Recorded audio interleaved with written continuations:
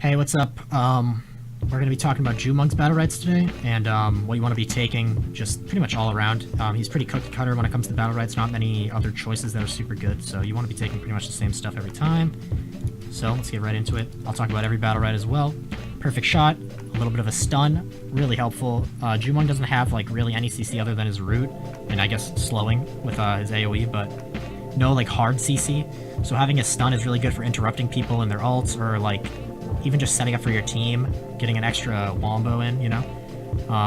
So it's pretty good, and it just, right click already does a bunch of damage, so it's pretty solid. Power shot, deals 6 bonus damage and knocks back, not that good. You want to be taking this instead. Knocking back doesn't really help your team, it only helps you, and if you're going to be knocking somebody back, you're not going to be wanting to charge. Like if somebody's melee range on you, you don't want to be charging up like your right click to hit them. You want to just be doing quick attacks because you don't want to just let them get free damage while you charge. So it's not that good. Rejuvenating shot heals you for 16 additional health when consuming Seeker's Mark. 16 is quite a bit of health, so that's like not terrible, but you're left clicking way more than you're right clicking really, so it's just not that valuable, and there's just better rights to be taking in general, so you don't really want to be taking that. Marksman, Black Arrow hits grant 2 weapon charges. Not that good. There's other better rights, like I said. Getting free weapon charges isn't bad at all, but it's just that there are just other better rights, to be honest. So just you want to be taking this too much, but it's not a terrible battle right. Next is Precision. Black Arrow deals more damage and gives you bonus energy. 4 bonus damage is kind of minimal. 4 bonus damage or bonus energy, kind of minimal as well. Not that good of a right. Viper. Black Arrow grants Fading Haste. This is good if you're maybe new and you're having a hard time trying to get away from people, but realistically, top level players don't take Viper. There's no real need in it. Basically, once you get your 3 stacks to be able to double cast space, there's really no point in having it, so it becomes kind of useless.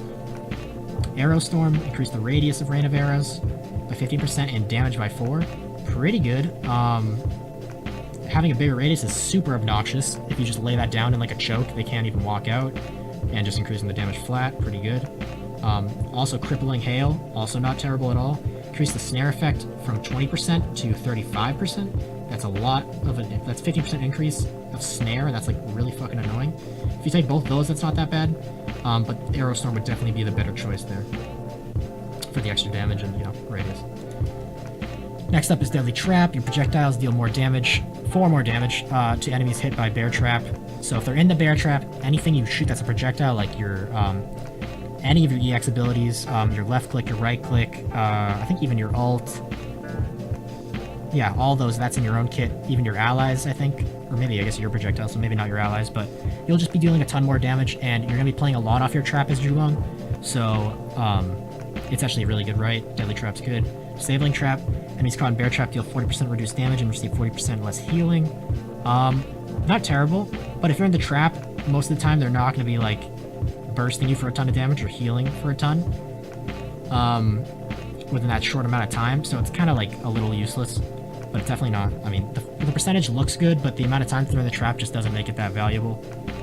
Marked Prey. Bear Trap inflicts Seeker's Mark. Not bad, because Seeker's Mark is pretty good, but just, I don't know, it's kind of like a waste. It's like, it's doing very little for the, like, for taking up a whole battle right slot. So I wouldn't take this if I was anybody. Next is Trapper. Deploy 1 additional Bear Trap in front of the first one. This is really good. So not only can you cast double AoEs to zone people as Jumong, but you can double trap. Like, the amount of zoning that you can do with this character is actually like nuts. It's kind of stupid. They do need to nerf that, as well as they just need to nerf how long the traps are on the ground, because the traps are on the ground for like ever. And if you have 2 of them on the ground, then it just zones out like a whole section of the map that they can't walk over. You can split up enemy teams and stuff. It's also good because it actually reaches a little bit farther too, because the trap like lands behind it. So yeah. Panther. Prowl duration is increased by 0.5 and cooldown is reduced by 3. I actually really like Panther. I don't really take it anymore because there's just other better rights, but Prowl, like, duration increase isn't really the good thing. I think the cooldown reduction of 3 seconds is like really strong, because Panther's gonna be like your main form of getting away from like really, really bad stuff, and having 3 seconds cooldown reduction is actually really strong. So yeah, Deadeye. Dragon Slayer deals up to 50 more damage. You're pretty much never going to be using Deadeye like, or your ult, because your ult is just so predictable. So you pretty much don't even want this. Your ult's pretty shit. Next is agility, move speed. Definitely not the worst thing ever, but if you're playing good with a team, then you pretty much won't need the move speed anyway. If your healer's healing you will. And then finally, Death Mark. This has been pretty common in his kit now. Pretty much everybody takes this because it's actually really strong.